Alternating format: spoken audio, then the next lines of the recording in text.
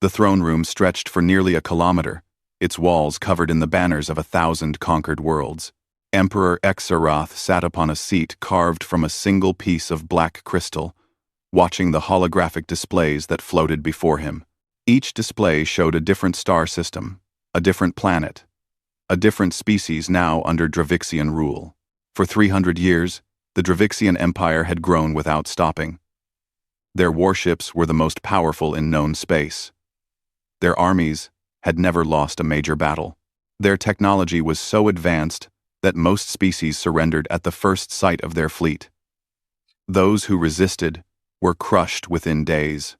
Zareth smiled as he reviewed the latest reports. 5 new worlds had submitted to Imperial authority this month alone. The tribute flowing into the Empire's treasury had reached record levels. Everything was perfect. Everything was as it should be. Commander Velrix entered the throne room. His 4 arms crossed over his chest in the traditional salute. His scaled skin was deep purple, marked with the silver scars of countless battles. He was the Empire's greatest military leader, the one they sent when absolute victory was required. "My Emperor," Velrix said, his voice deep and confident. "The scout ships have returned from the Outer Rim. They have found something interesting." Zareth leaned forward. "Tell me." "A new world, untouched by any known civilization. The inhabitants call it Earth. They are still primitive, barely capable of traveling within their own solar system. They have no faster-than-light technology, no energy shields, no plasma weapons. They are completely defenseless." Af. Dod. On. The Emperor's eyes gleamed. "Resources? Abundant. The planet has vast oceans, dense forests, and mineral deposits throughout its system. The population is around 8 billion. They would make excellent workers once properly trained." Zareth stood, his robes flowing around him like liquid shadow. "How many ships will you need?" Velrix's mandibles clicked together in what might have been a laugh. "For such primitives? The full armada would be excessive, but it will send the proper message. 500 warships arriving in their skies will break their spirit before a single shot is fired. They will surrender immediately. Then take the armada. Show these humans the price of existing in space claimed by the Dravixian Empire. Give them the standard terms. Number, number, number, number, number, number, number. It will be done, my Emperor." 10,000 light-years away, Captain Ji-hoon Kim floated in zero gravity, checking the sensor arrays on Earth's primary orbital defense station. The work was routine, something he had done 1,000 times before. Outside the window, Earth turned slowly below him, blue and green and beautiful. Ji-hoon had been born in Seoul, but he had spent most of his adult life in space. He loved it up here, away from the crowds and noise of the surface. Space was quiet. Space was peaceful. Space made sense. His communicator beeped. "Captain Kim, we're getting some strange readings at the edge of the solar system. Can you take a look?" Ji-hoon pushed off the wall and floated back to the main control room. He pulled himself into his seat and brought up the long-range sensors. At first, he saw nothing unusual. Then he adjusted the filters, and his blood went cold. "That can't be right," he whispered. "What is it, Captain?" asked Lieutenant Chen, the station's communications officer. "There are ships coming, a lot of ships. They just appeared at the edge of the system, beyond Neptune's orbit." "Pirates?" Chen asked, but his voice was uncertain. "Pirates had small ships, maybe 5 or 6 vessels at most. No, these are big, really big, and there are hundreds of them." Ji-hoon's fingers flew across the controls, gathering as much data as possible. The ships were unlike anything in Earth's databases. Their energy signatures were massive, their technology clearly far beyond anything humanity had developed. "Get me a direct line to Earth Command, right now." Within minutes, every defense station, every government building, every military base on Earth was receiving the same data.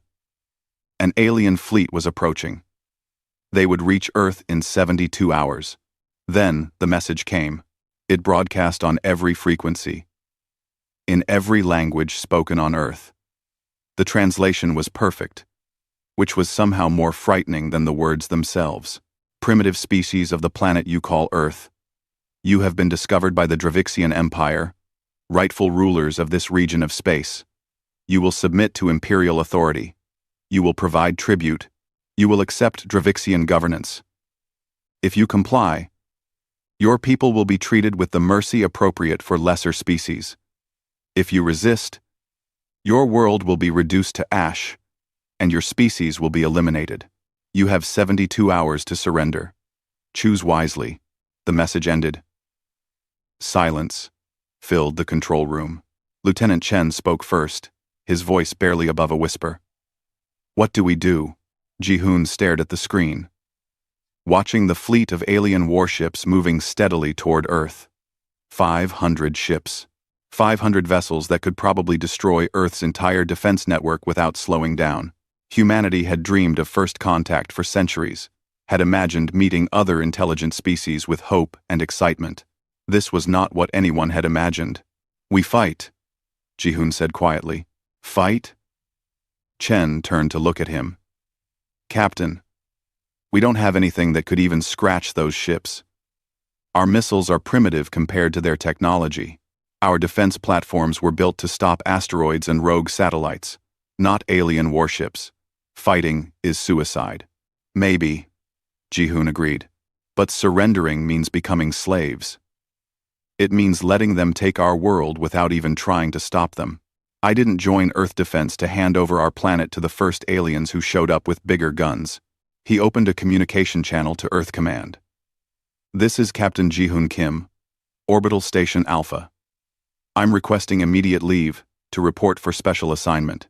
We need to prepare for what's coming. The voice that answered was tired and frightened. Approved, Captain. Return to Earth immediately. Report to Special Projects Division. Authorization code is being sent now. Ji-hoon frowned. Special Projects Division? He had never heard of it.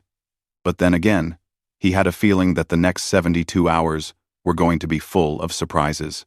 As his shuttle detached from the station and began its descent toward Earth, Ji-hoon looked back at the planet that had given birth to his species. Somewhere down there, 8 billion people were learning that they were not alone in the universe.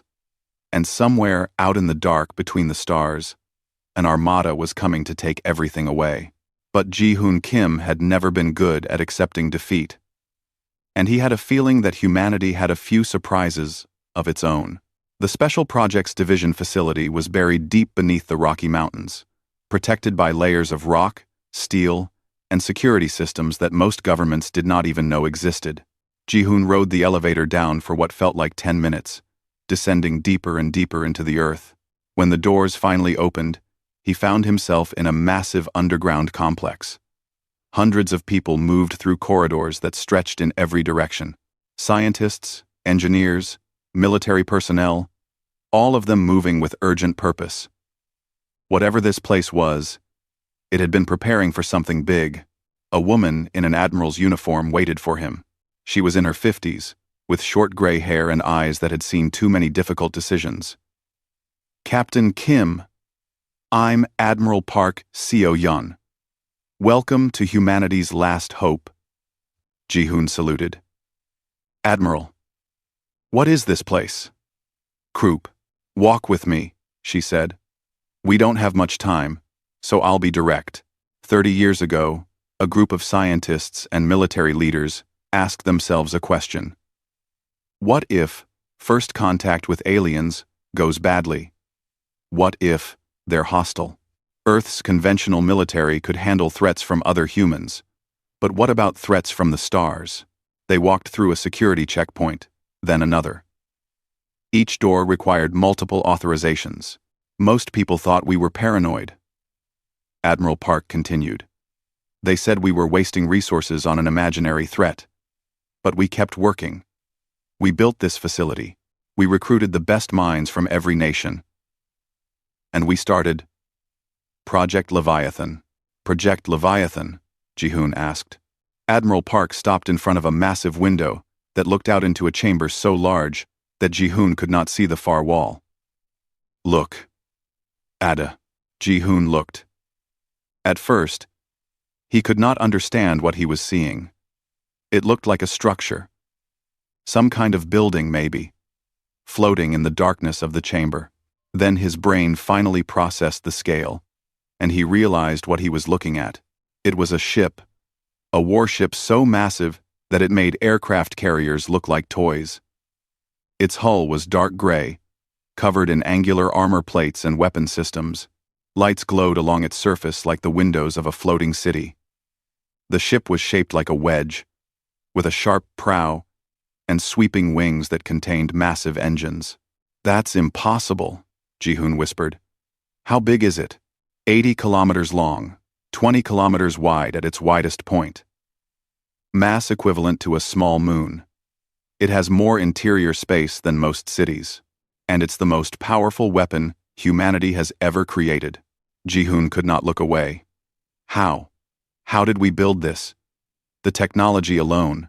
We didn't build it on Earth, Admiral Park explained. We constructed it in a hidden facility beyond Neptune's orbit, where no one would see it. We used AI-assisted design to solve problems that human engineers couldn't crack. We developed new physics, new materials, new everything. This ship represents 30 years of humanity's best work. What does it do? Admiral Park touched a control panel, and the lights in the chamber brightened. Ji-hoon could now see the weapons mounted along Leviathan's hull. They were unlike any weapons he had ever seen. Conventional weapons wouldn't work on a ship this size. The recoil alone would tear it apart. So we developed something different. Gravity weapons. They create localized gravitational fields that can crush, tear, or fling targets at relativistic speeds. The main cannon can generate a temporary black hole. Ji-hoon felt dizzy. That's not possible. It wasn't. Until we made it possible. The ship is powered by controlled singularity reactors. Tiny black holes, kept stable and harvested for energy. It generates more power than some stars. And it needs that power, because its shields, weapons, and engines all operate on principles that break what we thought were the laws of physics. They walked along the observation window, and Ji-hoon saw people working inside the ship through distant portals. How many crew does it need? Only 200. Most of the ship is automated, controlled by an AI system we call Prometheus. It's the most advanced artificial intelligence ever created. It can process combat data, manage ship systems, and make tactical decisions faster than any human. But we still need human command staff. Which is why you're here. Ji-hoon turned to face her. Me? You have the highest tactical scores in Earth defense. You think creatively, under pressure. You don't panic. And according to your psychological profile, you have the ability to work with AI systems without letting them make all the decisions. Prometheus is brilliant, but it needs human judgment to guide it. The Dravixians have 500 ships, Ji-hoon said. We have one. Yes, but our one ship was designed specifically for this scenario. Prometheus has run 10,000 combat simulations against numerically superior forces. In 73% of those simulations, Leviathan survives and wins. Those are the best odds we're going to get. Ji-hoon looked at the massive warship again. A part of him wanted to refuse, to say this was insane, that one ship could not possibly stand against an armada. But another part of him, the part that had joined Earth defense in the first place, knew that Admiral Park was right. This was humanity's only chance. What about the other 27% of simulations? He asked. Admiral Park's expression did not change. In those scenarios, Leviathan is destroyed, and Earth is conquered. But at least we go down fighting. At least we show these Dravixians that humanity doesn't surrender without making them pay a price. Ji-hoon thought about his family and soul. He thought about the 8 billion people on Earth who were depending on him. He thought about Commander Velrix and his armada, confident in their superiority, expecting humanity to roll over without a fight. When do I start? Now. We're activating Leviathan in 6 hours. You need to meet your crew, familiarize yourself with the ship's systems, and get Prometheus online. The Dravixians will be here in 48 hours. We need to be ready. They took a transport pod through a tunnel that led from the underground facility to a spaceport hidden in a nearby valley. A shuttle waited to take Ji-hoon to the facility beyond Neptune. The journey took 12 hours, even at the shuttle's maximum speed. Ji-hoon spent the time reviewing files on Leviathan's systems, trying to absorb 30 years of research and development in half a day. It was impossible, but he tried anyway. When they finally arrived at the construction facility, Ji-hoon saw Leviathan in space for the first time. It was even more massive than he had imagined.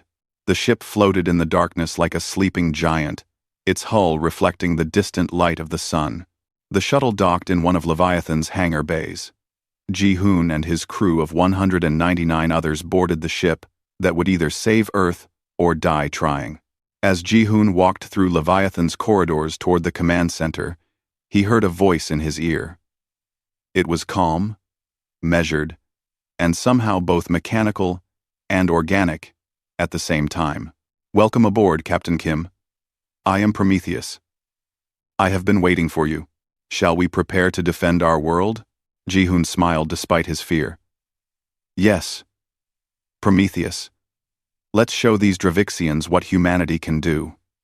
Commander Velrix stood on the bridge of his flagship, the Eternal Dominion, and watched as his armada dropped out of faster-than-light travel at the edge of Earth's solar system. 500 warships appeared in perfect formation, a display of military power that had broken the will of countless species. "Magnificent," he said, looking at the holographic display that showed all 500 ships in position. "Has there ever been a more beautiful sight?" His second officer, a younger Dravixian named Kelrax, clicked his mandibles in agreement.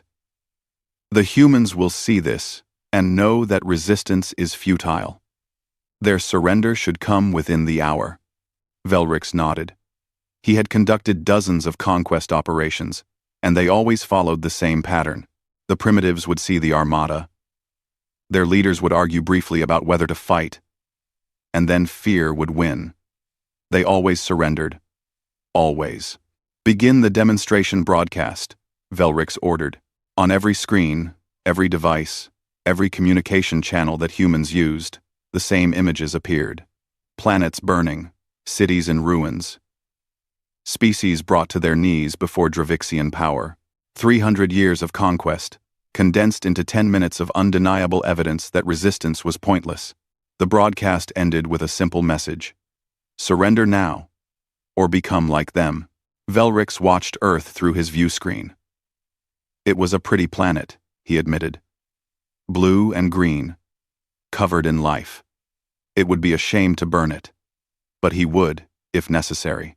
The Empire demanded obedience, and he was the instrument of that demand. "Sir, we're detecting Earth's defense network activating," Kelrax reported. "Orbital platforms, missile batteries, and approximately 200 small warships taking defensive positions."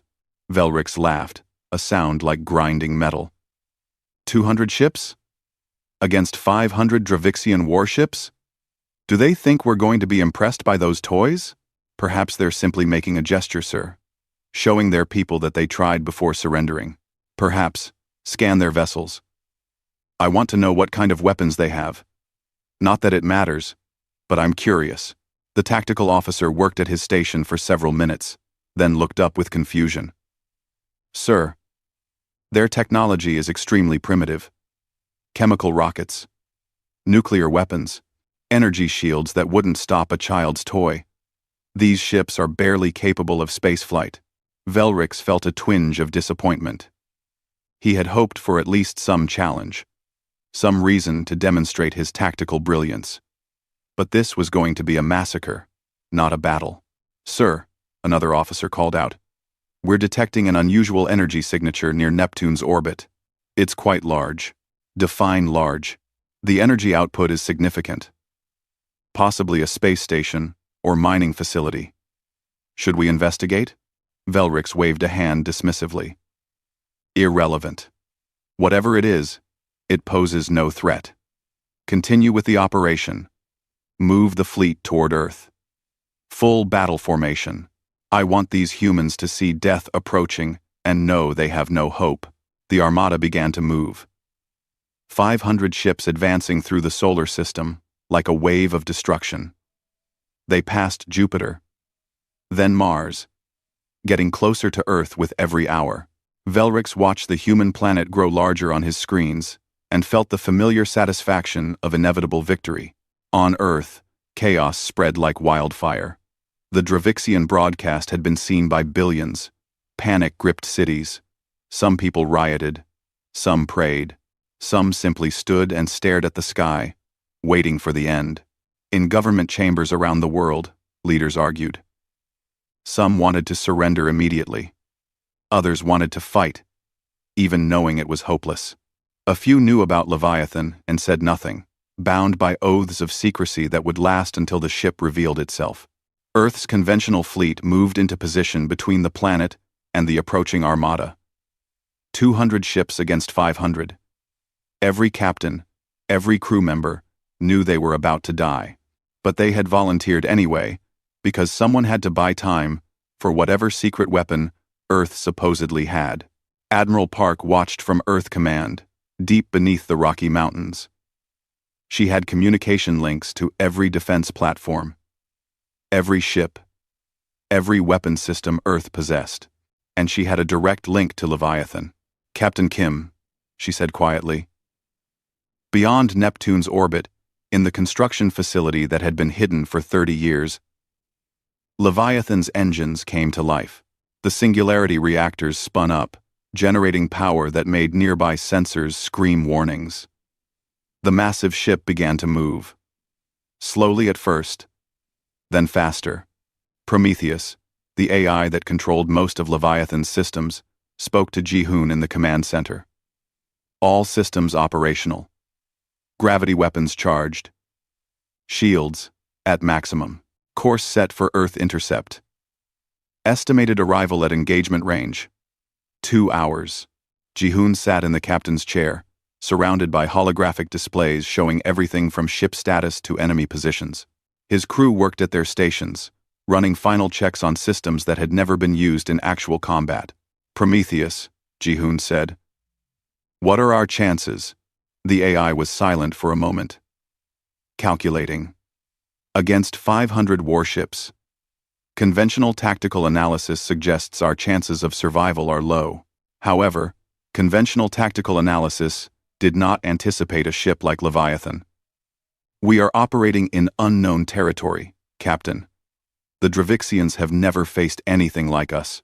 That uncertainty works in our favor." Not the most encouraging answer. I am programmed to be honest, not encouraging. However, I will add this. Humanity has always excelled at doing the impossible when necessary. Perhaps this is one of those times. Ji-hoon smiled despite his fear. "All right then. Take us in.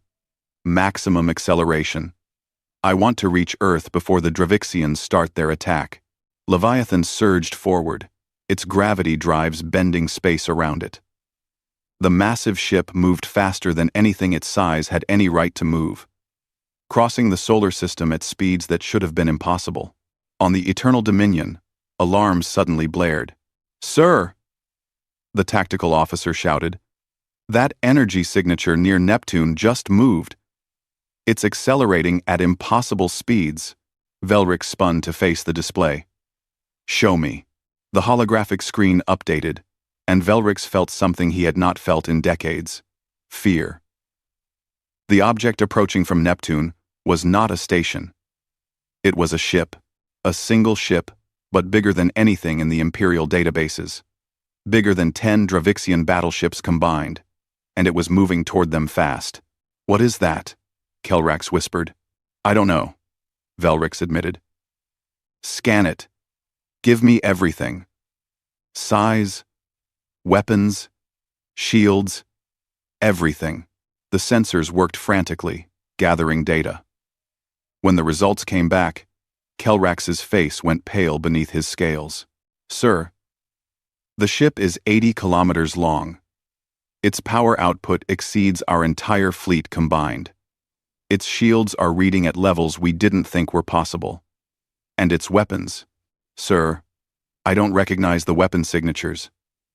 They're not plasma. Not missiles. Not anything in our databases. Velrix stared at the approaching vessel. For 300 years, the Dravixian Empire had been the strongest power in known space. They had crushed every enemy, conquered every world, won every battle. And they had done it because they had the best technology, the most powerful ships, the most advanced weapons. But looking at that massive human warship approaching through the darkness of space, Velrix suddenly wondered if the Empire had been wrong about everything. Leviathan entered the inner solar system like a storm made of metal and fury. Every sensor on every ship, human and Dravixian alike, tracked its approach. Jihoon stood in the command center, watching the enemy fleet spread out before him like stars in the void. Prometheus, he said calmly. Enemy positions?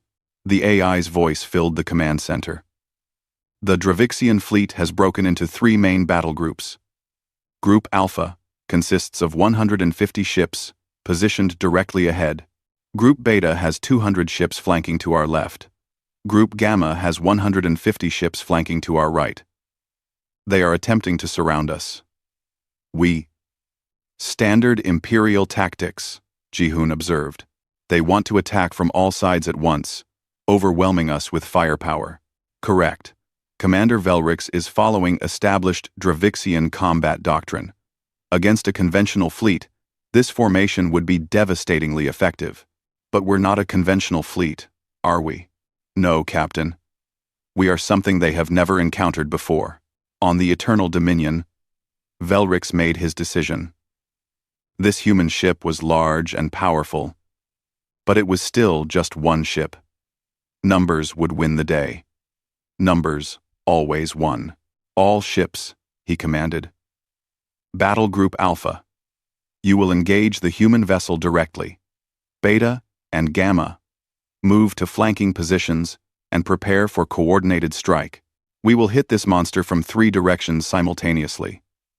No ship, no matter how large, can withstand the combined firepower of 500 Dravixian warships. His fleet moved into position with practiced precision.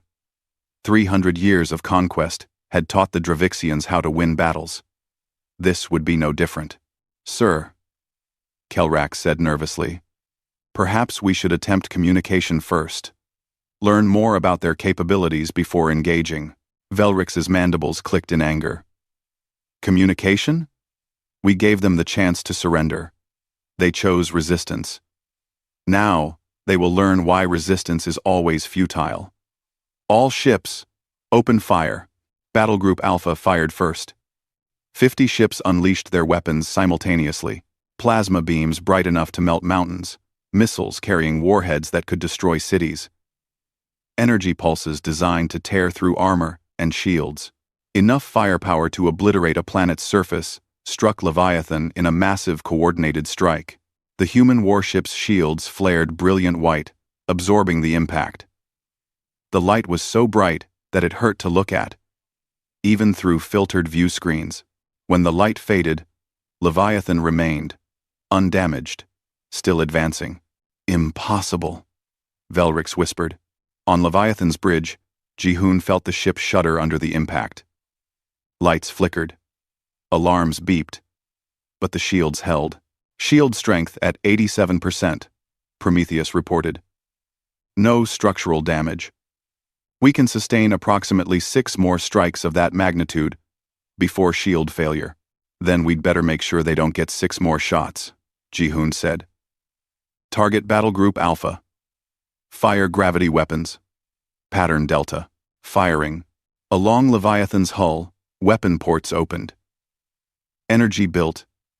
Reality itself seeming to bend around the massive ship. Then, the gravity weapons fired. Space twisted. 20 Dravixian ships on the flanks of Battle Group Alpha suddenly found themselves caught in artificial gravity wells. The gravitational force increased to impossible levels in seconds. Hulls designed to withstand plasma, fire, and missile impacts were not designed to resist the pull of a black hole. The ships crumpled like paper cups, their crews dying instantly as the vessels collapsed into balls of compressed metal. Other ships were affected differently. The gravity weapons created directional fields, and 15 ships were suddenly accelerated to near-light speed, flung away from the battle like stones from a sling. The crews aboard those ships were pulverized by the sudden acceleration, dead before their ships finished tumbling into the dark. In less than 10 seconds, Battle Group Alpha had lost 35 ships. "Regroup!" Velrix shouted. "All units. Evasive maneuvers. Don't bunch up. Spread formation." But the Dravixian fleet had spent 300 years fighting enemies who used conventional weapons.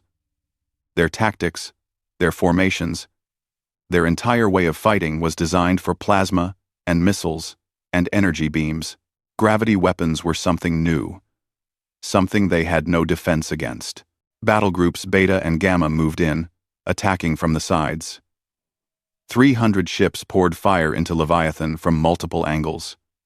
The human warship disappeared behind a wall of explosions and energy. Ji-hoon gripped his chair as the ship shook violently. "Shield status? Shields at 40% and falling," Prometheus reported, its voice still calm despite the chaos. "Taking damage to outer armor on decks, 30 through 50. Hull breaches in secondary sections. Compensating. Return fire. All weapons. Free targeting." "Prometheus, I need you to identify the enemy command ship. That's our priority target."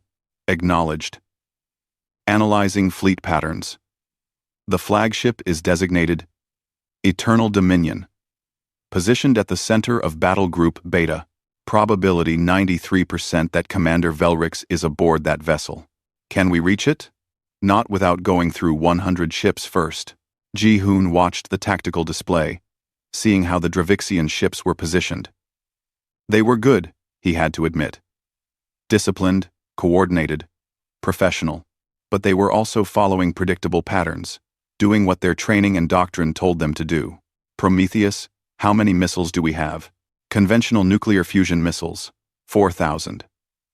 Gravity mine projectiles, 800. Launch all gravity mines. I want them spread throughout the enemy formation. Detonate on my mark." "Captain, that will deplete our gravity mine reserves entirely." "I know. Do it." Leviathan launched 800 small projectiles, each one containing a miniature version of the gravity weapon technology. They spread through the Dravixian fleet like seeds on the wind, too small and too fast for the enemy ships to intercept them all. Velrix watched in confusion as the small objects passed through his fleet. "What are those? Missiles? Sensors? Identify those objects." "Unknown type, sir. They're too small to be standard missiles. They're spreading throughout the fleet. Destroy them. All ships, point defense systems, target those. Now, Prometheus." Ji-hoon said. 800 gravity mines detonated simultaneously throughout the Dravixian fleet. Each mine created a localized gravity well. Not powerful enough to crush ships, but strong enough to pull them off course, to disrupt formations, to create chaos. Ships collided with each other. Weapons fire meant for Leviathan hit friendly vessels instead. The carefully coordinated attack fell apart into confusion and disaster. "All weapons, concentrate fire on the enemy flagship," Ji-hoon ordered. Leviathan's main cannon fired for the first time. The weapon created a temporary black hole, a pinpoint of infinite gravity that lasted for only a fraction of a second. But a fraction of a second was enough. The gravitational beam tore through space, ripping through 3 Dravixian ships that were between Leviathan and the Eternal Dominion. The ships didn't explode. They simply ceased to exist, torn apart at the molecular level by tidal forces beyond imagining. The beam struck the Eternal Dominion's shields, and the flagship's defenses screamed in protest. Velrix was thrown from his command chair as his ship shook like a leaf in a storm. "Shield failure!" Kelrax shouted. "Hull breaches on multiple decks. Engineering reports catastrophic damage." Velrix pulled himself up, looking at the tactical display. He had started this battle with 500 ships. In less than 2 hours of fighting, he had lost more than 200. 200 ships destroyed or crippled by a single human vessel. Around him, his fleet was dying. Leviathan continued firing, its weapons tearing through Dravixian warships like a hammer through glass. The human ship was damaged, its armor scarred and broken in places. But it was still fighting, still winning. "Sir, we must retreat," Kelrak said desperately. "We cannot win this battle." "The Dravixian Empire does not retreat," Velrix said, but his voice lacked conviction. He looked at the human warship on his screen, at the massive vessel that had done the impossible. Pride warred with survival instinct, and pride won. "All remaining ships," Velrix commanded. "Full speed toward the enemy vessel. All power to engines. We're going to ram that thing and destroy it with our own ships. If we cannot defeat it with weapons, we'll destroy it with our hulls." "Sir, that's suicide." "It's victory or death," Velrix said. "The Empire demands no less. All ships, forward." The remaining Dravixian ships, nearly 150 vessels, turned and accelerated toward Leviathan at maximum speed. It was a desperate move. A final gambit born of pride and desperation. In Leviathan's command center, alarms blared. "Captain, all enemy ships are on collision course," Prometheus reported. "If they reach us, the combined impact will breach our hull and destroy the ship." Ji-hoon stared at the tactical display, watching the enemy fleet charging toward them like a wave of metal and fire. He had one option left. One weapon that had never been tested. One desperate gambit of his own. "Prometheus," he said quietly. "Activate the warp disruptor. Captain, that weapon is experimental. It has never been used. The effects are unpredictable. I know. But if we don't use it now, we're dead anyway. Activate it." "Acknowledged." Activating warp disruptor. "May whatever gods you believe in have mercy on us all." Space itself screamed. That was the only way Ji-hoon could describe what happened when the warp disruptor activated. Reality bent, twisted, and seemed to tear at the edges. A massive wave of energy expanded from Leviathan in all directions, invisible but undeniable, changing the laws of physics in a sphere thousands of kilometers wide. The charging Dravixian ships hit the disruption field at full speed. Their engines, designed to push them through normal space and allow faster-than-light travel, suddenly encountered physics that no longer made sense. Velocity limits appeared, where none had existed. Movement became restricted. The ships tried to maintain their acceleration, and their engines couldn't handle the contradiction. 90 vessels exploded simultaneously as their power cores overloaded. The explosions lit up the darkness of space like 1,000 new suns being born and dying in the same instant. The remaining ships tumbled out of control, their engines dead, their systems failing, drifting helplessly in the void. On the Eternal Dominion, Velrix felt his ship shudder and die around him. The lights went out. Gravity disappeared. Emergency systems kicked in, providing dim red lighting but nothing else. His flagship had been reduced to a dead hulk floating in space. "Kelrax," Velrix called out in the darkness. "Status report. Main power offline," his second officer replied, his voice shaking. "Engines destroyed. Weapons, systems non-functional. Life support running on emergency reserves. Sir, we're dead in space. We're completely helpless." Velrix floated in zero gravity, looking out the viewport at the ruins of his fleet. 500 ships had entered this system. Now he could count perhaps a dozen intact vessels, all of them crippled and drifting. The rest were debris fields and expanding clouds of gas that had once been proud warships. A communication screen flickered to life, powered by emergency batteries. The face that appeared was human. Asian features, dark eyes, young, but bearing the weight of impossible decisions. Captain Ji-hoon Kim, of the vessel Leviathan. "Commander Velrix," the human said, "your fleet is destroyed. Your flagship is disabled. By all rights, I should finish you off right now. That's what you would do to me, isn't it? Velrix said nothing. What could he say? The human was right. But I'm not going to do that, Jihoon continued. Instead, I'm going to offer you something your empire has never offered any of its victims. A choice. A choice? Velrix repeated bitterly. What choice does a defeated warrior have? Except death. The choice to live. The choice to go home. I'm going to let you and your surviving crew repair your ships enough to limp back to Dravixian space. I'm going to let you tell your emperor exactly what happened here. And I'm going to give you a message to deliver. Despite everything, Velrix felt curiosity stir. What message? Tell your emperor this. Earth is off limits. The human species is off limits. And if the Dravixian Empire ever tries to conquer another world again, if you ever threaten another innocent species, Leviathan will come to their defense. We built one ship like this. We can build more. Tell him that humanity is not interested in conquest, but we will defend the defenseless. Tell him the age of easy empire is over. Velrix stared at the screen. You would let us live? After everything we did? After we came here? To enslave your world? Yes, Jihoon said simply. Because killing you serves no purpose except revenge. And revenge won't make the galaxy a better place.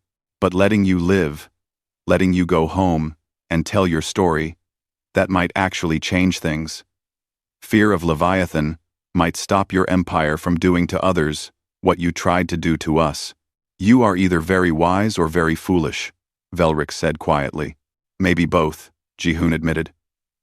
But I'd rather be foolish and merciful than wise and cruel. One last thing. Commander, I want you to understand something. We didn't build Leviathan because we're naturally violent or warlike. We built it because we were afraid. Afraid that the first aliens we met would be exactly like you turned out to be. We built this ship not to conquer, but to survive. And yet you created the most powerful weapon I have ever seen. Yes. Because sometimes the only way to preserve peace is to be capable of winning war. But being capable of war doesn't mean we want it. Remember that. When you tell your emperor about today, the communication ended. Velrix floated in the darkness of his dead ship, thinking about the human's words. In 300 years of conquest, the Dravixian Empire had never shown mercy. Defeated enemies were enslaved or destroyed. Surrender meant servitude. Resistance meant annihilation. That was the way of empire, the way things had always been. But the humans had won, had held the power of life and death over him, and had chosen mercy. What kind of species did that? What kind of warriors showed compassion to those who had come to destroy them? Over the next 3 days, human ships approached the crippled Dravixian vessels. Not warships, but repair ships, supply vessels, medical craft. They provided the Dravixians with parts, with food, with medicine. They helped repair engines just enough to allow the survivors to make the journey home. They even recovered bodies from the destroyed ships so that the Dravixian dead could be returned to their families. Velrix watched all of this with growing confusion and something that might have been shame. His empire had come here to take everything. The humans had won, and instead of taking, they gave. Instead of enslaving, they freed. Instead of destroying, they healed. When the repairs were complete, the surviving Dravixian ships limped out of Earth's solar system. Velrix stood on the bridge of the Eternal Dominion one last time, looking back at the blue and green planet that had broken his fleet. Somewhere in orbit around that world, Leviathan floated, watching them leave, making sure they actually departed. Set course for home, Velrix ordered. And Kelrax, begin compiling a full report on everything that happened here. The Emperor needs to know the truth, no matter how bitter it tastes. The news spread across the galaxy faster than light, carried by traders and refugees and spies. The Dravixian Armada, undefeated for 3 centuries, had been destroyed by a single human ship. The story grew with each retelling, becoming legend, becoming myth, becoming a warning. Species that had lived under Dravixian rule began to whisper about rebellion. If the mighty empire could be broken, then perhaps freedom was possible after all. Perhaps the age of empires was ending. On Earth, Ji-hoon watched the Dravixian ships disappear from his sensors. Leviathan hung in orbit, its scarred armor already being repaired by swarms of construction drones. The massive warship had done what it was built to do: protect Earth and prove that humanity could stand against the dangers of the galaxy. Admiral Park contacted him from Earth Command. "Captain Kim, you're being called a hero. Every government on Earth wants to give you medals. You saved 8 billion lives." "I just did my job," Ji-hoon said. "Prometheus and the crew deserve as much credit as I do. Maybe more." "Ah," Ji-hoon said. Ji-hoon said. Ji-hoon said. Ji-hoon said. "Perhaps. But you made the crucial decisions. You chose mercy when you could have chosen vengeance. That matters. What happens now, Admiral? The Dravixians will tell their empire about Leviathan. Word will spread. We won't be an unknown quantity anymore." "I know. That's why we're already building more ships like Leviathan. Not to conquer, but to defend. Earth is going to become a defender of other species. A shield against empire. We have the technology, the resources, and now we have the reputation. Other worlds will look to us for protection." "That sounds like we're creating our own empire." Admiral Park was quiet for a moment. "That's the danger, isn't it? We have to be very careful not to become what we just defeated. Power corrupts, and we now have more power than any species in known space." "So what's the answer?" "I don't know. But I think it starts with people like you, Ji-hoon. People who choose mercy over vengeance. People who understand that having power doesn't mean you should use it for everything. We need to build a future where strength is used to protect, not to dominate." 3 months later, Ji-hoon stood in a conference room on Earth, facing representatives from a dozen different alien species. These were beings whose worlds had suffered under Dravixian rule, or who feared they would be next. They had come to Earth seeking alliance, seeking protection, seeking to understand how humanity had achieved the impossible. "Captain Kim," one of the delegates said, a being with 4 eyes and crystalline skin, "our people would like to request Earth's protection. The Dravixian Empire is collapsing into civil war, but other empires still exist. Other threats remain. Will Leviathan defend us, as it defended Earth?" Ji-hoon looked at the assembled delegates, seeing hope and fear in equal measure on their alien faces. This was a crossroads. A moment that would define humanity's future among the stars. "Earth will help you," he said carefully. "But not by becoming your protectors. Not by putting Leviathan in orbit around your worlds and telling you that you're safe because we say so. That's just another form of empire, and we won't do that. Then how will you help us? We'll teach you. We'll share our technology, our methods, our thinking. We'll help you build your own defenses. Leviathan exists because we refuse to be helpless, because we took responsibility for our own survival. We want to help other species do the same thing, not to rule the galaxy, but to make sure no one else can rule it either." Another delegate, a being that looked like a floating collection of tentacles, spoke up. "But what if we're attacked before we can build such defenses? What if Empire comes tomorrow?" Ji-hoon smiled. "Then Leviathan will come, and if necessary, we'll bring its sister ships with it. We're building more vessels like it, not to threaten anyone, but to ensure that aggression is never rewarded. Think of it as insurance. We hope we'll never need to use it, but it's there if we do." The delegates talked among themselves in a dozen different languages. Finally, the crystalline being spoke again. "This is acceptable. More than acceptable. You offer partnership instead of protection. Strength instead of submission. We agree to your terms.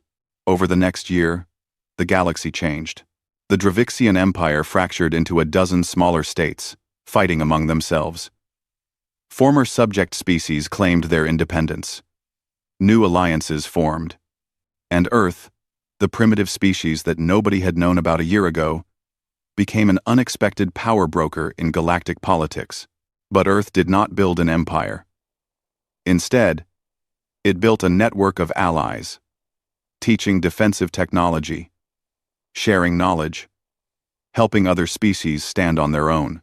5 more Leviathan-class ships were constructed, each one named after a concept rather than a conqueror.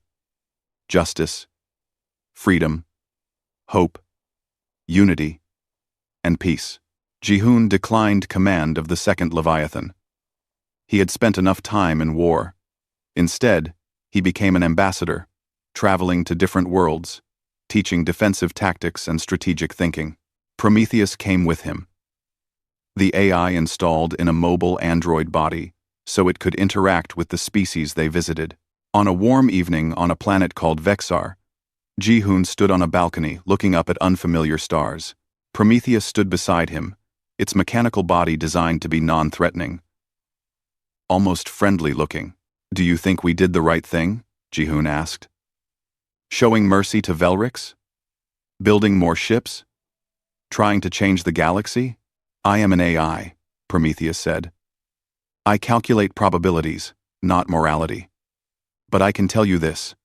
In every simulation I have run of galactic politics, the scenarios where Earth chose your path result in greater long-term stability and less overall suffering than scenarios where Earth chose conquest or isolation. You planted a seed, Captain. Whether it grows into something beautiful or something terrible depends on the choices humanity continues to make." "No pressure, then," Jihoon said with a laugh. "None whatsoever," Prometheus agreed, and Jihoon could swear he heard humor in the AI's voice. Far away, in Dravixian space, former Commander Velrix stood before the Emperor, delivering his report. He told the truth about Leviathan, about the battle, about humanity's unexpected mercy. The Emperor listened in silence, his face unreadable. When Velrix finished, the Emperor spoke. "You lost 500 ships to a single enemy vessel, Emperor." "Yes, my Emperor. By all rights, you should be executed for this failure." "Yes, my Emperor. But you brought back the truth. You warned us about a threat we did not know existed, and perhaps most importantly, you showed us that our way of doing things has created an enemy we cannot defeat." The Emperor was quiet for a long moment. "The age of easy conquest is over, Velrix. We must adapt or die. Perhaps the humans have taught us a lesson more valuable than a victory. The galaxy would never be the same. Humanity had arrived among the stars not as conquerors, but as defenders. Not as rulers, but as teachers. And in the darkness of space, 6 massive ships stood ready to ensure that freedom remained possible, that justice had teeth, and that mercy was not mistaken for weakness. Leviathan and its sisters watched over a changing galaxy, silent guardians of a new age, an age where power served peace instead of conquest, an age where humanity had shown the stars something they had forgotten, that true strength lies not in the ability to destroy, but in the choice not to. The grand hall of the Galactic Council Station gleamed under artificial lights that mimicked a dozen different home suns. Ambassador Jihoon Park stood at the central podium, his dark suit a stark contrast to the colorful robes and biological variations of the hundreds of alien delegates surrounding him. He had practiced this speech for weeks, choosing each word carefully to bridge the gap between Earth's newcomer status and the ancient civilizations that dominated the galaxy. "Honorable members of the Council," Jihoon began, his voice steady and warm. "Earth comes before you today, not to demand, but to offer partnership. We understand that humanity is young in galactic terms. We have much to learn from species who traveled the stars, while our ancestors still lived in caves." Across the chamber, High Chancellor Vrex of the Vraxian hegemony shifted in his elevated seat. The reptilian alien's scales darkened with displeasure. His species had ruled 17 systems for 3,000 years.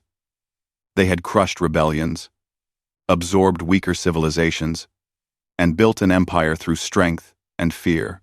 Now these primitive humans dared to speak of partnership as if they were equals. Ji-hoon continued, unaware of the danger brewing in the Vraxian section. The trade agreements we propose today benefit all parties.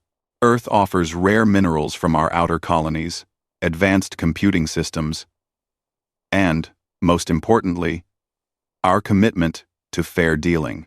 We ask only for access to standard shipping lanes and recognition of our territorial boundaries. The proposal was reasonable, almost generous. Several alien species nodded their various heads, tentacles, or sensory organs in approval. Humanity had proven surprisingly capable in the 2 years since joining the galactic community.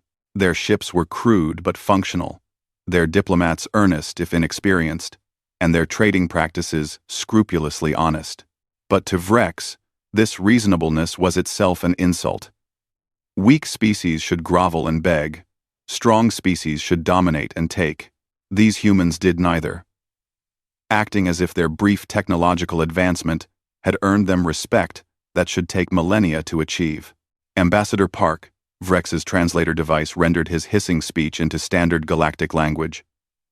Your words speak of partnership, but your actions reveal arrogance. You occupy systems that border Vraxian traditional hunting grounds. You refuse to acknowledge the proper hierarchy of species. You treat ancient civilizations as mere equals, rather than showing appropriate deference. Ji-hoon turned to face the Vraxian section, his expression remaining diplomatic despite the clear hostility. High Chancellor, Earth recognizes the achievements of all established species. However, we believe respect should be mutual. The systems we occupy were unclaimed according to Council law. We have violated no established territories. Council law, Vrex spat the words, written by the weak to restrain the strong. The Vraxian hegemony does not forget those who show disrespect. We do not forgive those who challenge our rightful dominance. Council mediator, Thelix, a floating being of pure energy contained within a crystalline vessel, pulsed with concern. High Chancellor, Ambassador, please, these proceedings are meant to foster cooperation, not conflict. Perhaps we should take a recess to allow tempers to cool. There is no need for recess, Ji-hoon said calmly. I apologize if my words caused offense. That was never my intention. Earth seeks only peaceful coexistence and mutually beneficial trade. The formal ceremony continued for another hour. Ji-hoon answered questions from various delegates, explained Earth's proposals in detail, and made several concessions to address minor concerns from other species. The Vraxians remained silent, but their hostility filled the chamber like a physical presence. As the session concluded, delegates began filing out toward the reception hall, where refreshments from across the galaxy awaited. Ji-hoon gathered his data tablets, allowing himself a small smile. Despite the Vraxian hostility, the day had gone well. Several species had privately indicated they would support Earth's proposals. He never saw the Vraxian assassins moving through the crowd. The first plasma bolt struck Ji-hoon in the chest, burning through his suit and flesh. He gasped, more from shock than pain, and staggered backward. The second bolt hit his shoulder, spinning him around. The third caught him in the back as he fell. Screams erupted throughout the chamber. Delegates scattered, some fleeing, others frozen in horror. Security drones activated, but the assassins had already dropped their weapons and stood with arms raised, making no attempt to escape. Ji-hoon collapsed on the polished floor, blood pooling beneath him. His vision blurred, but he could hear the chaos around him. Someone was calling for medical assistance. Someone else was shouting accusations at the Vraxians. Council mediator Thelix rushed to Ji-hoon's side, its crystalline form pulsing with distress. Medical team. Immediate assistance required. Ji-hoon tried to speak, but only blood came from his lips. His last conscious thought was of his daughter back on Earth. He had promised to bring her a crystal flower from the station's famous gardens. Now he would never keep that promise. The medical team arrived within minutes, but it was already too late. Ambassador Ji-hoon Park, Earth's representative to the Galactic Council, died on the chamber floor while hundreds of aliens watched. High Chancellor Vrex stood in the Vraxian section, his scales displaying colors of satisfaction. "Let this be a lesson," he announced to the stunned assembly. "The Vraxian hegemony does not tolerate disrespect. This human violated ancient protocols by addressing the council without proper submission. His death was justified under our traditional laws. This is murder." Mediator Thelix's voice crackled with rage. "In the council chamber itself. This violates every law we hold sacred." "Your laws," Vrex corrected, "not ours. We have merely enforced proper order." The council erupted in argument. Some species demanded immediate action against the Vraxians. Others, fearful of the hegemony's military power, called for calm and investigation. A few remained silent, calculating how this development might benefit their own interests. In the end, the council did what it always did when faced with powerful aggressors. They issued a formal condemnation, requested an investigation, and suggested that perhaps both sides shared some blame for the unfortunate incident. The video of Ji-hoon's assassination spread across the galactic network within hours. On Earth, billions of humans watched their ambassador die while aliens debated proper protocol. They saw the Vraxians' smug satisfaction. They heard the Council's weak response. In Earth's military headquarters, Fleet Admiral Seo-Yun Kim watched the video for the 5th time. She had served with Ji-hoon's father during the colonial expansion. She had attended Ji-hoon's graduation from the diplomatic academy. She had recommended him for the ambassador position because he genuinely believed in peace. Now he was dead, murdered for the crime of treating humanity's killers as equals.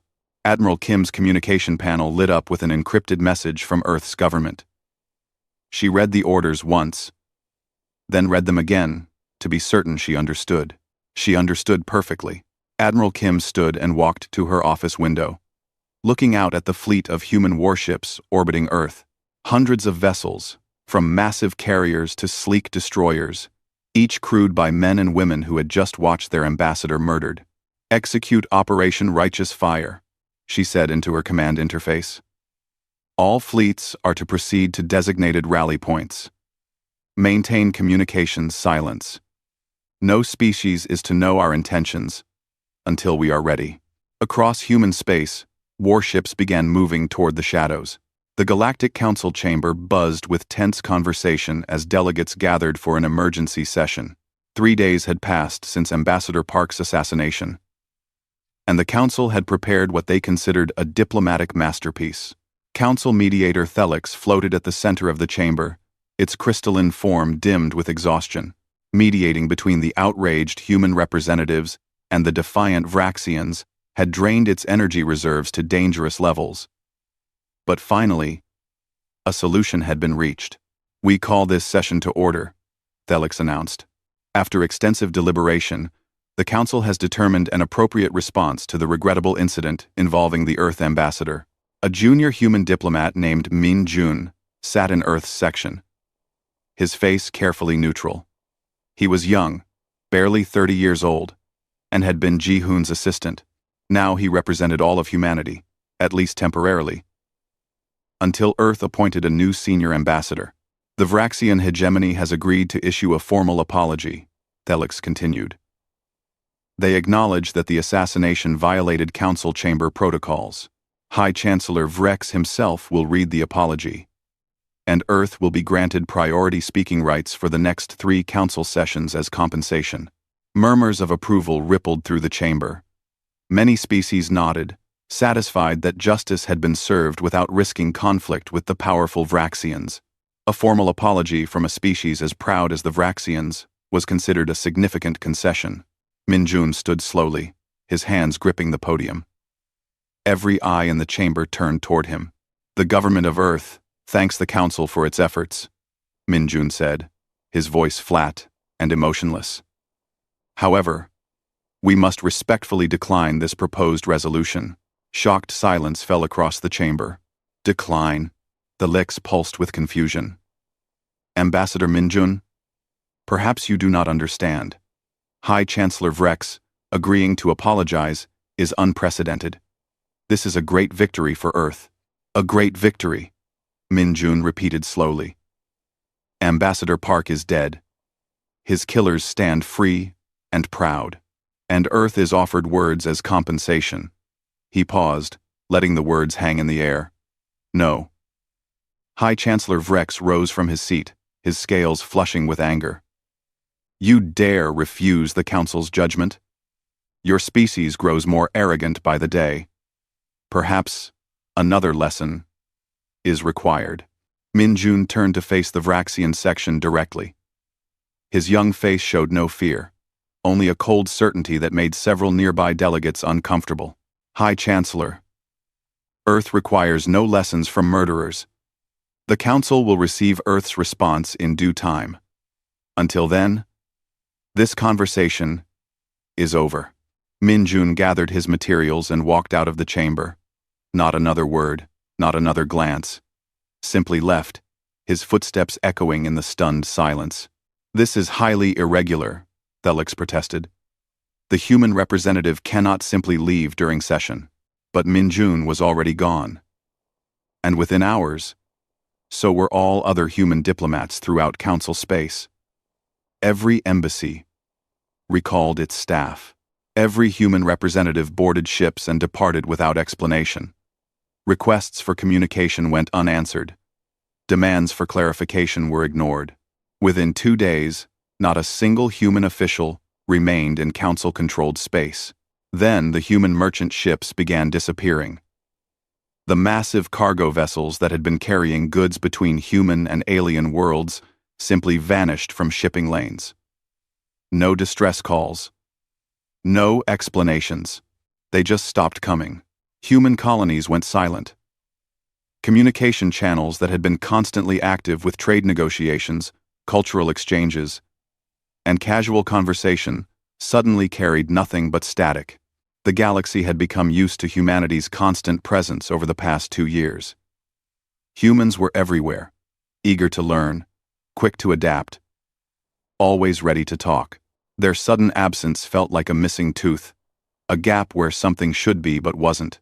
Admiral Seo Yun Kim stood on the bridge of the EMS, Indomitable, humanity's largest warship, and watched her tactical displays with satisfaction. 17 fleet groups were now in position, each one hidden in the darkness between stars. Every ship maintained strict communication silence. Every crew member understood their mission. Admiral, her tactical officer reported, Vraxian intelligence has detected our fleet movements. They're reading it as intimidation, not actual threat preparation. Good, Kim replied. Let them think we're just posturing. How long until all groups reach final positions? 36 hours, Admiral. Kim nodded. She had spent those 3 days since Jihoon's death planning this operation with Earth's best military minds. They had studied every piece of intelligence on Vraxian military capabilities. They had identified key targets. They had calculated acceptable losses. The numbers were grim. Humanity would lose ships. Humanity would lose lives. But the alternative was worse.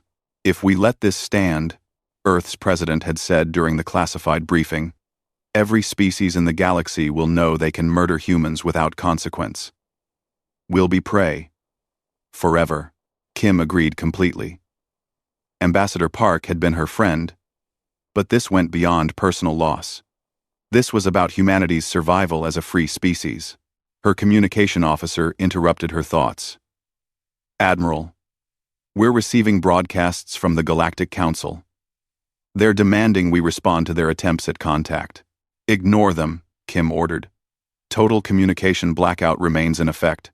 Across human space, the same scene played out on military vessels and colony worlds. The galaxy wanted explanations. The galaxy wanted assurances. The galaxy wanted humanity to be reasonable and accept their token apology. The galaxy would get none of those things.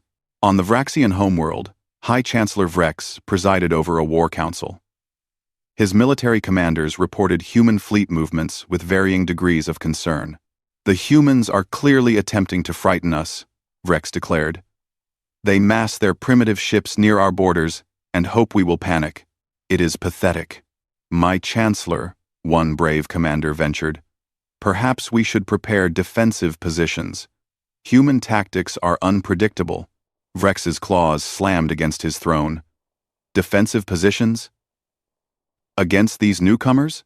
The Vraxian hegemony has crushed civilizations that had been spacefaring for centuries before Earth even discovered fire. We do not cower before children having tantrums." But some Vraxian commanders were not so confident. They had studied human history as part of standard intelligence gathering. Humans had spent thousands of years fighting each other before joining the galactic community. Their history was an endless catalog of warfare, from primitive spears to nuclear weapons. They had developed more ways to kill each other than most species had developed in their entire existence. "They are speaking," one elderly Vraxian admiral muttered to his aide. "The humans. They are speaking quite clearly. We are simply choosing not to listen." On the 5th day of silence, Earth finally sent a message. Not to the Council, not to the Vraxians, to everyone, every species, every colony, every ship. It broadcast on every frequency simultaneously, impossible to miss or ignore. The message contained no words, just an image. Ambassador Ji-hoon Park's official portrait, with dates of his birth and death below. And underneath, a single line in a dozen languages. "Justice will be served." Admiral Kim watched her countdown timer tick toward 0. In 30 minutes, 17 human fleet groups would simultaneously drop out of faster-than-light travel at their targets. The Vraxian hegemony had no idea what was coming. She thought of Ji-hoon, dying on that cold chamber floor. She thought of his daughter, who would grow up without a father. She thought of every human who would die in the coming battle. "All ships," she broadcast on the encrypted command channel. "This is Admiral Kim. In a few minutes, we will show the galaxy what happens when they murder our peacemakers." Ambassador Park believed in diplomacy. He believed in cooperation. He believed the galaxy could be better than its worst instincts. She paused, her voice hardening. "We are about to prove that his death will not be in vain. Fire at will when we drop from FTL. Show no mercy to military targets. But remember, we are not murderers. We are humanity. We are better than them." Quote. The countdown reached 0. Across 17 systems, human warships appeared like vengeful ghosts. The galaxy's lesson in humanity had begun. The Vraxian military station designated Fortress Prime had existed for 800 years. It guarded the entrance to the hegemony's core systems, bristling with weapons that could destroy entire fleets. No enemy had ever breached its defenses. Many had tried. All had died. The station's commander, a scarred veteran named Krell, was reviewing routine reports when his tactical officer suddenly shrieked in alarm. "Contacts." Multiple contacts appearing at grid sections 7 through 15. Krell's head snapped up. "How many ships?" "Counting now, Commander." "I have 37. "No. 52. "Contacts keep appearing. They are human vessels." "Battle stations," Krell ordered. His voice calm despite his racing heart. "This is what we trained for. Humans are aggressive, but inexperienced. Their ships are inferior. We will crush them and send High Chancellor Vrex their wreckage as a gift." But as Fortress Prime's massive weapons powered up, the human ships did something unexpected. Instead of forming neat battle lines like any sensible fleet, they scattered in all directions. Some accelerated directly toward the station. Others angled away. Several appeared to be heading toward nearby asteroids. "What are they doing?" Krell's tactical officer asked. "This formation makes no sense." It made perfect sense to Admiral Kim, who watched the battle unfold from 3 systems away through data transmitted by scout ships. She had studied Earth's military history extensively: ancient naval tactics, World War fighter squadron formations, guerrilla warfare strategies. The galaxy fought space battles like orderly duels. Humanity fought like the survivors of 10,000 years of warfare. The rested, at Fortress Prime, the Vraxian gunners opened fire on the nearest human vessels. Their plasma cannons, perfected over centuries, struck true. 2 human destroyers exploded instantly. A third lost its engine section and tumbled away, leaking atmosphere. But while the Vraxians concentrated on those obvious targets, the other human ships executed their real plan. The vessels that had headed toward asteroids now emerged, pushing massive rocks toward the station using their engines. The rocks weren't large enough to destroy Fortress Prime, but they didn't need to be. The asteroids forced the station to divide its fire, as weapons turrets tracked the incoming rocks. Human ships that had seemed to be retreating suddenly reversed course and accelerated directly toward the station at maximum speed. "Suicide run," Krell shouted. "They are attempting kamikaze attacks. Focus all fire on those vessels." The term kamikaze meant nothing to the Vraxians, but they understood the threat. Ships loaded with explosives could seriously damage even Fortress Prime if they impacted. Every weapon turned toward the charging human vessels. The human ships absorbed terrible damage. One after another, they died in bursts of fire and shattered metal. But 3 got through. 3 ships, their armor melted and systems failing, crashed directly into Fortress Prime's weapon clusters. The explosions tore massive holes in the station's defensive grid, and through those holes came the rest of the human fleet. Krell watched in horror as human marines in combat armor used the breaches to board his station. The invaders fought with a ferocity that shocked the veteran Vraxian defenders. These humans didn't retreat when wounded. They didn't surrender when surrounded. They fought until killed or victorious. "They are insane," Krell's second officer gasped, watching security feeds show humans throwing themselves at Vraxian defensive positions. They accept casualties that would break any rational species. But Kim's Marines weren't insane. They were following a doctrine developed in the bloody wars of Earth's 20th century.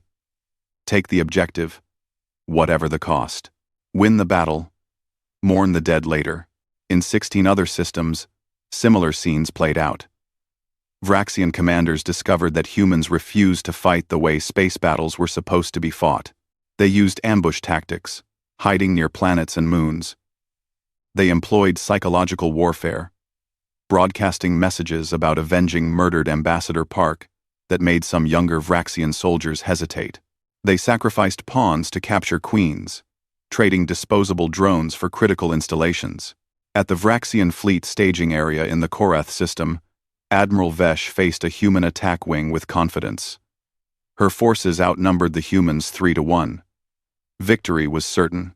Then the human ships released thousands of small objects that scattered across the battlefield like seeds in wind. "What are those?" Vesh demanded. Her sensors operator studied the readings. They appeared to be simple metal spheres. No engines, no weapons. Just debris. The spheres were moving too fast to be simple debris. Each one was a kinetic kill vehicle. A chunk of dense metal accelerated to a significant fraction of light speed. No guidance systems. No explosives. Just mass and velocity. Physics did the rest. The Vraxian formation shattered as hypersonic projectiles tore through ship after ship. Armor that could withstand plasma bolts offered no protection against solid objects moving at relativistic speeds. A sphere the size of a fist punched through a battleship like it was paper. Admiral Vesh's flagship took 3 hits in rapid succession. The bridge decompressed. Vesh's last thought was that these primitive humans had just used weapons older than spaceflight itself to destroy a modern fleet. High Chancellor Vrex received the first reports of the attacks, with disbelief, then rage, then growing fear. In 6 hours, humanity had destroyed or disabled nearly 60% of the Vraxian military's forward assets. Fortress Prime had fallen. The Korath staging area was gone. 17 critical installations were either captured or burning. How? Vrex roared at his senior military staff. How are these primitives doing this? An intelligence analyst, knowing he might be killed for speaking truth, answered anyway. My Chancellor. The humans are not fighting like a spacefaring species. They are fighting like humans. They use tactics from their own history, methods we have never encountered. They accept casualties we would consider catastrophic. They improvise constantly. And they are very, very angry. Vrex's communication panel lit with an incoming transmission. He almost ignored it, but something made him answer. Admiral Kim's face appeared on the screen. She wore the dark blue uniform of Earth's fleet, with 4 stars on her collar. Her expression was cold enough to freeze atmosphere. High Chancellor Vrex, she said simply. I am Fleet Admiral Seo Yoon Kim of the Earth Military. I was a friend of Ambassador Ji-hoon Park. You murdered him. You dare threaten the Vraxian hegemony? Vrex sputtered. You will be crushed. We will reduce Earth to radioactive dust. No, Kim replied calmly. You won't. In the past 6 hours, we have demonstrated what happens when you kill our diplomats. This is not a threat, Chancellor. This is a certainty. We are currently surrounding your homeworld. Our weapons are targeting every military installation on the surface. We can end your civilization in minutes. Vrex's blood ran cold. You lie. No fleet could reach our core systems so quickly. Kim smiled, but it never reached her eyes. High Chancellor, we have been planning this operation since the moment you murdered Ambassador Park. While your forces scrambled to respond to our attacks in the outer systems, our main battle groups were approaching your homeworld. Check your sensors. Vrex's tactical officer confirmed what he already feared.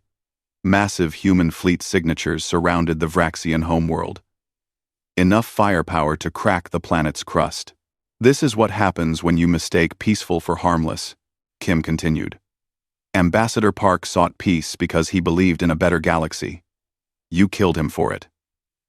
Vrex tried to speak but couldn't find words. We are not like you, Kim said. We don't enjoy this.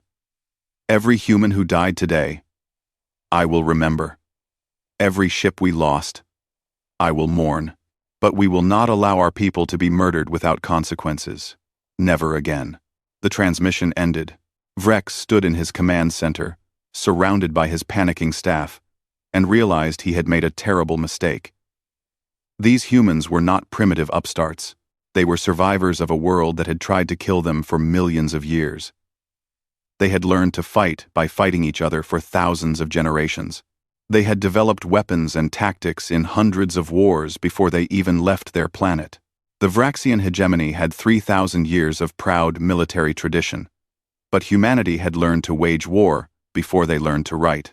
The emergency meeting of the Galactic Council convened in chaos. Delegates shouted over each other, their translation devices creating a cacophony of overlapping voices. At the center of it all, Council mediator Thelix pulsed with distress, trying desperately to restore order. Please, distinguished delegates, we must have order. But order was impossible. In just 8 hours, humanity had accomplished what no species had done in 3,000 years. They had broken the Vraxian military machine. Reports continued flooding in from across hegemony space. Fortress Prime captured. Fleet staging areas destroyed. Military installations burning. And most shocking of all, human warships surrounding the Vraxian homeworld itself. The delegate from the Quellan Collective, a peaceful species of plant-based beings, spoke with obvious fear. We must intervene. The humans will destroy an entire world. Billions of Vraxian civilians. Why should we interfere? Snapped the delegate from the Corthan Union. The Vraxians have terrorized smaller species for centuries. Perhaps they are finally receiving what they deserve. A heated argument erupted. Some species feared humanity's military power. Others secretly celebrated seeing the Vraxians humbled. A few calculated how this shift in power might benefit their own interests. Admiral Kim watched the Council's chaos through a transmitted feed and felt nothing but contempt. These were the aliens who had offered her friend's murder as a regrettable incident, requiring only an apology. Now they panicked because humanity had actually responded to being wronged. "Admiral," her communication officer reported, "we are receiving a transmission from the Vraxian homeworld. It is not from High Chancellor Vrex. The signal identifies the sender as Defense Minister Kral. Tension 17. Kim's tactical display showed Vraxian military units on the planet's surface standing down from defensive positions. Interesting. A coup, perhaps? Or simply, the Vraxian military recognizing reality? She accepted the transmission. The Vraxian who appeared on screen was older than Vrex, his scales gray with age. Unlike the High Chancellor's arrogant posture, this one looked tired and resigned.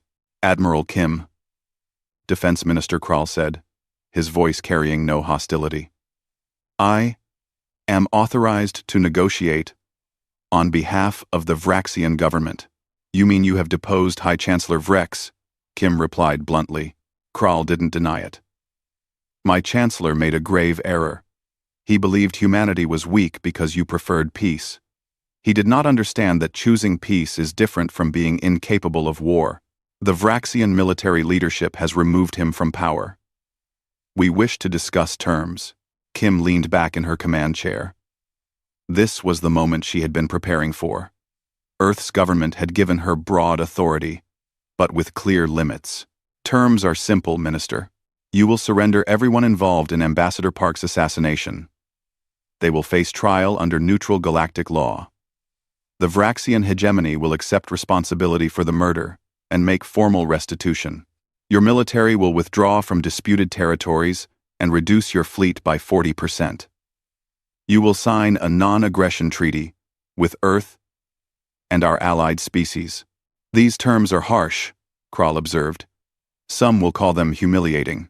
"Your alternative is annihilation," Kim replied coldly. "Choose." Kral was silent for a long moment. Then he nodded slowly. "I will need time to convince the military council. Some of our commanders will want to fight on. Despite the odds. You have 6 hours, Kim said. If I don't have your answer by then, I will assume you have chosen extinction." The transmission ended.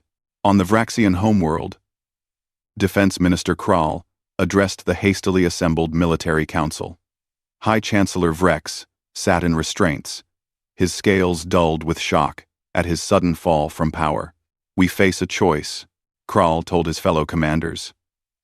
"We can fight and die with honor, taking these humans with us, or we can accept their terms and survive as a diminished but living civilization."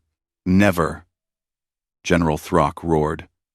"The Vraxian hegemony does not surrender. We should launch everything we have at those human ships.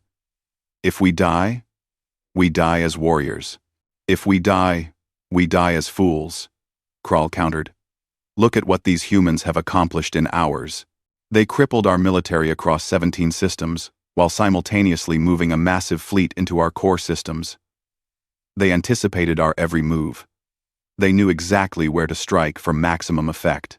This was not luck. This was planning and capability we completely underestimated." An older admiral spoke up. "Defense Minister, I have reviewed the tactical reports. The humans are using warfare methods we have never encountered. They seem to have thousands of years of experience in organized violence. How is this possible? They only achieved spaceflight recently, because they spent those thousands of years fighting each other," Kral replied. "While we were conquering weaker species, they were learning to defeat equals. Every human war taught them new ways to kill. Every human peace was just time to prepare for the next war. We face a species that evolved warfare as other species evolved speech. Then we are doomed regardless," another commander muttered. "No," Kral said firmly, "because these humans also evolved mercy. Notice that Admiral Kim could have destroyed our homeworld already. She has not. She offers terms instead of annihilation. This suggests they can be reasoned with if we are willing to accept reality. The council debated for hours. Some argued for honorable death. Others pointed out that honor meant nothing to the dead. Finally, with only minutes remaining before Admiral Kim's deadline, they reached a decision. Kral transmitted their acceptance of terms. 2 days later, High Chancellor Vrex and 17 co-conspirators were handed over to human custody in neutral space. The transfer occurred aboard a council security station, with representatives from multiple species present as witnesses. Vrex, in restraints, glared at Admiral Kim with undisguised hatred. "You have won nothing, human. Yes, you defeated us militarily, but you will become the very thing you fought against. Your people will grow to enjoy their power. They will become conquerors, just like us." Kim met his gaze without flinching. "No, Chancellor, because we remember why we did this. We remember Ambassador Park, who believed in peace. We remember that we fight only when forced. You thought our peace meant weakness. You learned differently. But we are not like you. We do not seek dominance. We seek justice." The prisoners were led away to await trial. The Galactic Council convened once more, this time with a very different atmosphere. The delegates who had offered weak condemnation of Park's assassination now fell over themselves to praise Earth's restraint and measured response. Council mediator Thalix addressed the assembly, with Admiral Kim present via holographic transmission. "The Council recognizes that our initial response to Ambassador Park's assassination was inadequate. We failed to provide justice. We failed to protect a member species from violence. We failed in our most basic duty. The Council offers its deepest apologies to the people of Earth." Kim accepted the apology with a simple nod. But she had more to say. The galaxy must understand something clearly. Humanity prefers peace. We genuinely want cooperation and friendship with other species. Ambassador Park represented the best of us, and we will continue his mission of building bridges between worlds. But know this: we will never again allow our people to be murdered without response. We will always protect our own. We can be your greatest allies or your worst enemies. The choice is yours. The galaxy chose alliance. 5 months after the war ended, a formal trial concluded at the neutral court station. High Chancellor Vrex and his conspirators faced justice before a panel of judges representing 12 different species. The evidence presented was overwhelming. Communications showed the assassination had been planned weeks in advance. Security footage captured every detail. Witness testimony from hundreds of delegates confirmed the basic facts. The defense argued that Ambassador Park had violated Vraxian cultural protocols, making his death justified under hegemony law.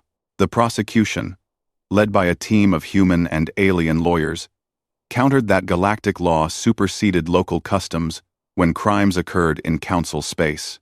The verdict came quickly. Guilty on all counts: murder, conspiracy, and violation of diplomatic protections. The sentencing took longer. Some judges argued for execution. Others wanted permanent imprisonment. The debate continued for days, broadcast across the galaxy, for all to see. Finally, the chief judge, an ancient being from a species known for wisdom, announced the decision. The court finds that these defendants acted with premeditation and malice. They murdered a diplomat under the protection of the Galactic Council. Their actions nearly caused a war that could have killed millions. For these crimes, the defendants are sentenced to life imprisonment on the neutral prison world of Tartarus Station. They will serve their sentences under galactic supervision, ensuring no species can simply retrieve them when attention fades. Vrex, hearing his fate, laughed bitterly. "Life imprisonment? I am 300 years old. I will die in your prison within decades. You call this justice?" Life imprisonment." The chief judge's response was cold. "Justice is not about revenge, former Chancellor. It is about preventing future crimes and demonstrating consequences. Your imprisonment serves both purposes. You will have time to contemplate your actions. Others will learn from your fate." Vrex was led away, still cursing humanity and the Council both. Admiral Kim watched the sentencing from Earth's military headquarters. She felt no satisfaction, no joy. Justice had been served, but it had required a terrible price. 700 human service members had died in the war. Thousands more carried injuries. Entire Vraxian cities lay in ruins from orbital bombardment of military targets. She thought of Ji-hoon, who had wanted peace so badly. Would he have approved of what she had done?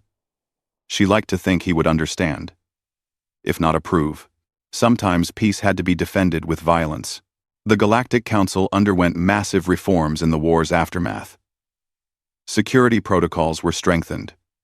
New laws protected diplomatic personnel.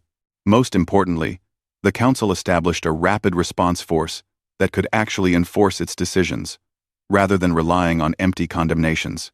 Humanity gained 3 permanent seats on the Council's Security Committee. Other species might have resented this rapid rise in influence, but no one could deny that Earth had earned it.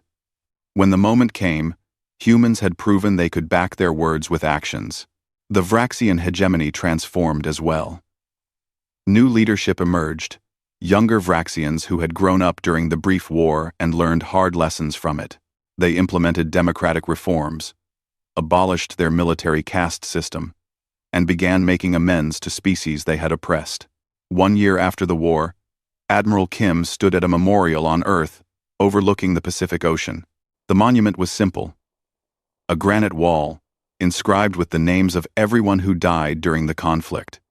At the top, larger than the rest, was Ambassador Ji-hoon Park's name. Below his name, an inscription read, "He sought peace. We ensured his death would not be in vain." A young Vraxian approached the memorial hesitantly. Kim tensed instinctively, her hand moving toward her sidearm before she caught herself. The Vraxian noticed and stopped, raising her hands in a gesture of peace. "Admiral Kim?" the Vraxian asked in carefully practiced English. "I am Junior Ambassador Sila. I serve in the new Vraxian Diplomatic Corps. I wanted to pay respects to Ambassador Park." Kim studied the young alien carefully. Sila's scales showed colors of nervousness and genuine regret. She carried flowers, which surprised Kim until she remembered that many species had adopted the human custom of leaving flowers at graves. "You're welcome to approach," Kim said, stepping aside. Sila laid the flowers at the base of the memorial, then read the inscription slowly. "He sought peace," she repeated quietly. "My people killed him for it. I was only a student when it happened. I believed the propaganda that humans were weak and needed to be controlled. The war taught me differently." 1. "What did it teach you?" Kim asked.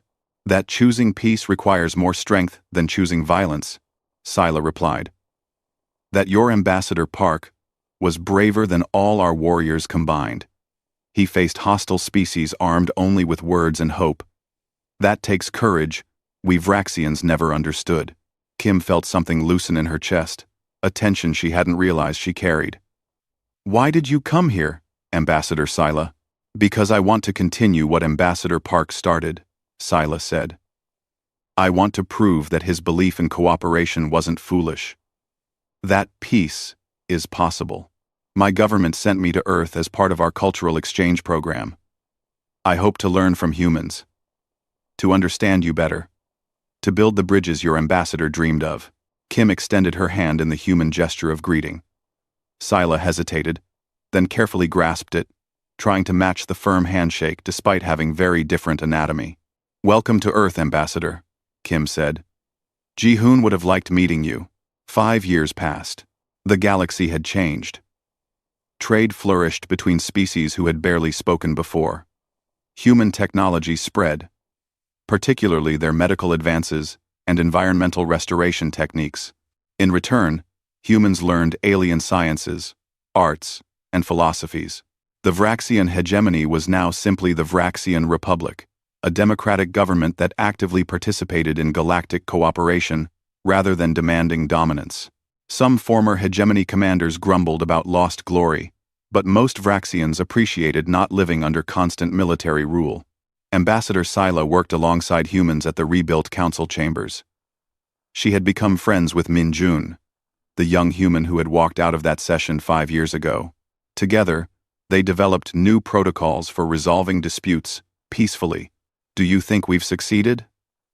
Min Jun asked one day, as they reviewed a new trade agreement between Earth and Vraxian colonies. "Would Ambassador Park think we've honored his memory?" Sila considered the question carefully. "I never met him, but I've read everything he wrote. Every speech, every diplomatic proposal. I think he would be proud, not just of the peace, but of how we achieved it. We didn't forget what happened. We didn't pretend everything was fine. We acknowledged the harm, demanded justice, and then chose to move forward together. Justice first, then peace," Min Jun agreed. Not peace at any cost. They worked in comfortable silence for a while. Outside the windows, ships from a dozen species docked at the station. Traders, diplomats, tourists, students. The galaxy was more connected than ever before. Admiral Kim had retired from military service, but remained an advisor to Earth's government. She spent her days at the academy, teaching young officers about strategy, ethics, and the terrible responsibility of command. "War is sometimes necessary," she told her students, "but never forget its cost. I made decisions that killed thousands of Vraxians and hundreds of our own people. I carry those deaths with me every day. If you ever find yourself enjoying warfare, if battle becomes something you seek rather than something you endure, then you have lost your humanity. We fight only when we must, and we grieve even our victories." The students listened intently. Many had been children during the brief war. They had grown up in its shadow, understanding that their peaceful galaxy had been purchased with blood. On the anniversary of Ambassador Park's death, humanity held a day of remembrance, not celebration of victory, but quiet reflection on the cost of peace. People gathered at memorials across Earth and the colonies. They read the names of those who died. They shared stories of Ji-hoon Park and his dream of a cooperative galaxy. The Vraxian Republic declared it a day of atonement. Schools taught students about the assassination and the war it caused. Young Vraxians learned that violence against diplomats was not strength, but cowardice. That true power came from cooperation, not domination. Other species observed the remembrance in their own ways. Some held vigils. Others hosted discussions about diplomatic protection and conflict resolution. The galaxy had learned its lesson. At the memorial on Earth, now surrounded by gardens representing species from across the galaxy, they watched the sunset together, each thinking about how far they had come. "Do you think peace will last?" Sila asked. Kim smiled slightly. "Honestly, there will be other conflicts, other misunderstandings. The galaxy has too many species with different interests and values for perfect harmony. But I think we've established something important. We've proven that problems can be solved through dialogue when everyone acts in good faith. And we've proven what happens when someone acts in bad faith. Humanity answers with fire," Sila said quietly, remembering the war. "No," Kim corrected gently. "Humanity answers with justice. Fire is just one tool we use to achieve it. When that was denied, we sought justice through force. But justice was always the goal, not violence for its own sake." Sila understood. That was the lesson the galaxy had learned at terrible cost. Humanity was not pacifist. They were not weak, but they were not conquerors either. They simply insisted on being treated with respect, and they would enforce that respect if necessary. As the sun set, casting long shadows across the memorial, Kim thought of Ji-hoon one last time. She hoped he knew, wherever he was, that his death had not been meaningless. The peaceful galaxy he dreamed of had not fully arrived. But it was closer. Step by step, day by day. Built on the foundation he had laid, and protected by those willing to defend it. He sought peace. Kim read the inscription again. "We ensured his death would not be in vain." "Mission accomplished, old friend," she thought. "Mission accomplished." Retry Claude can make mistakes. Please double-check responses.